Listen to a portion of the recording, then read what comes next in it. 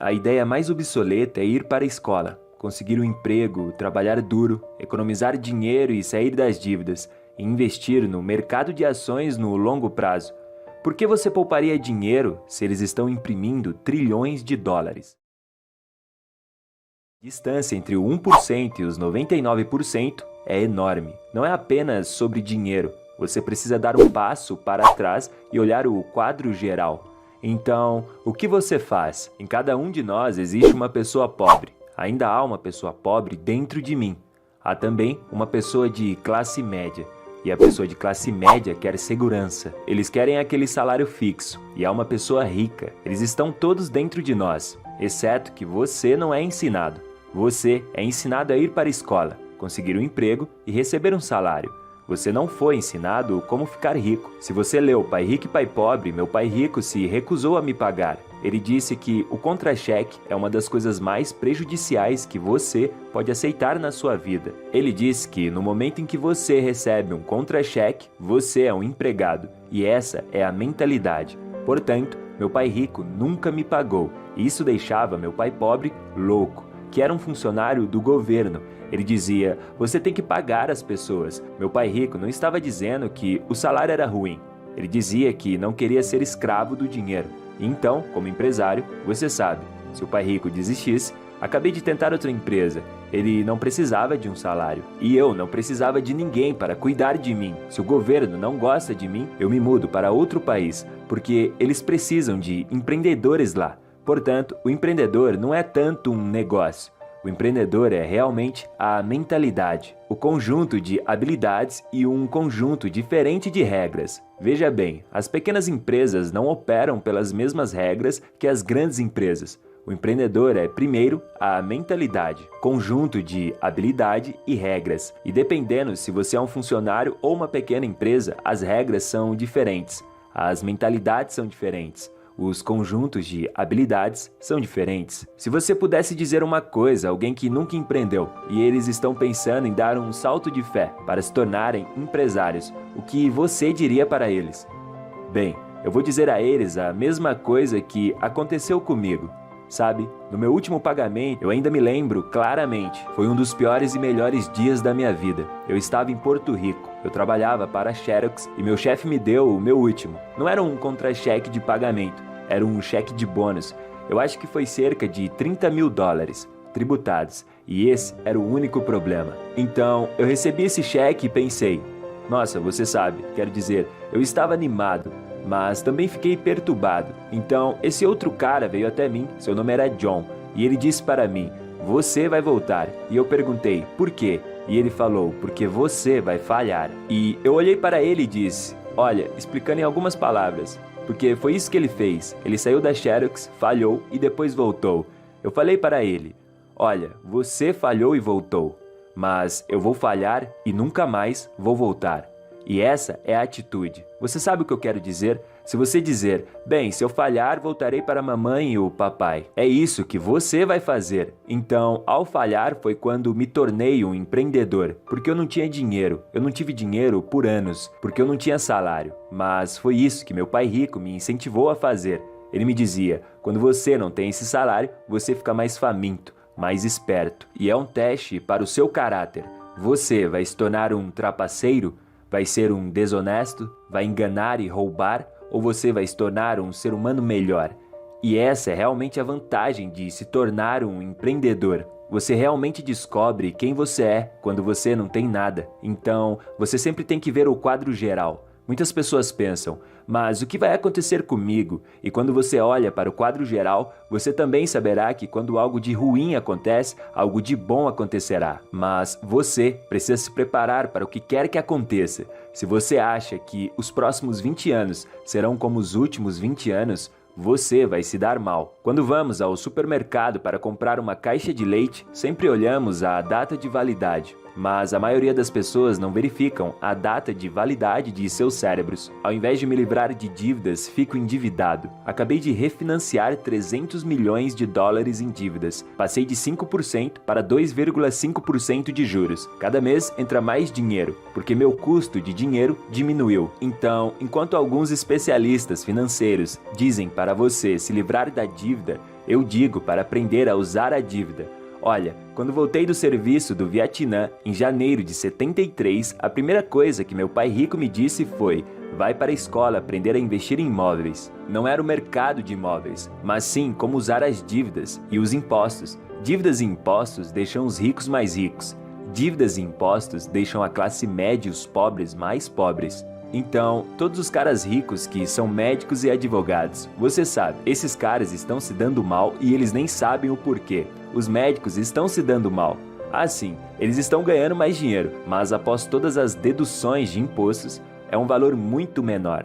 Você sabe, meu médico estava muito feliz e gritou comigo: "Ó, adivinha, eu finalmente consegui $1 milhão."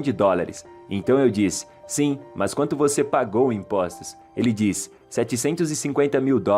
Então seu lucro foi cerca de $350 mil. Isso não é ruim, mas quando eu ganho $1 milhão, eu fico com $1 milhão. E a razão é porque eu não faço isso trabalhando por dinheiro. Veja, se você trabalha por dinheiro, você é taxado. Então, é por isso que a lição número 1 de Pai Rico e Pai Pobre é que os ricos não trabalham por dinheiro. O que nós fazemos, ao invés disso, é criar negócio como empreendedores, comprar imóveis. Eu não invisto na bolsa de valores.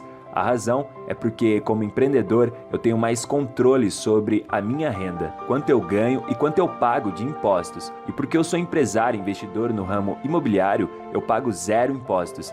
Então, toda vez que faço, digamos, $1 milhão como empreendedor, eu invisto imediatamente em imóveis e tenho um ganho de 4 para 1. Então, eu coloco $1 milhão em imóveis e recebo 4 milhões do banco. É por isso que eu adoro os bancos. Mas os bancos estão ferrando com todo mundo. Você sabe, é terrível, mas é bom para mim. Você diz que quando os bancos imprimem dinheiro, é bom para você, mas é ruim para as pessoas que trabalham pelo dinheiro? Isso, porque quando você imprime, pessoas que poupam dinheiro ficam prejudicadas, assim como aquelas que trabalham pelo dinheiro. Quando eles imprimem, os devedores ficam ricos.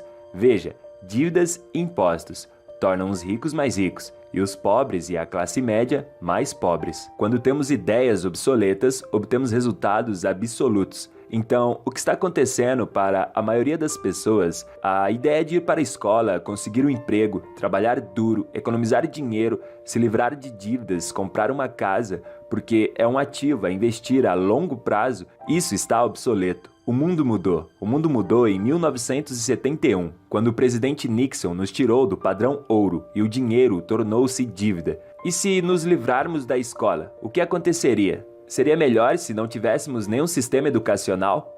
Não, o que eu estou dizendo é que a educação era mais importante antes, agora ela é simplesmente obsoleta. Você sabe, existe a lei de Moore e ela diz que a quantidade de informações dobra a cada 18 meses.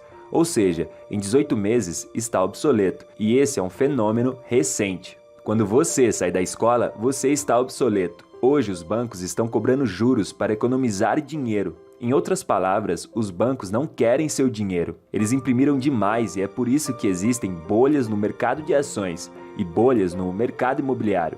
E tudo isso, as pessoas estão despejando dinheiro porque, como eu disse aqui, os poupadores são perdedores e o dinheiro é lixo. E ainda assim as pessoas dizem: bem, eu quero um emprego que pague um bom salário.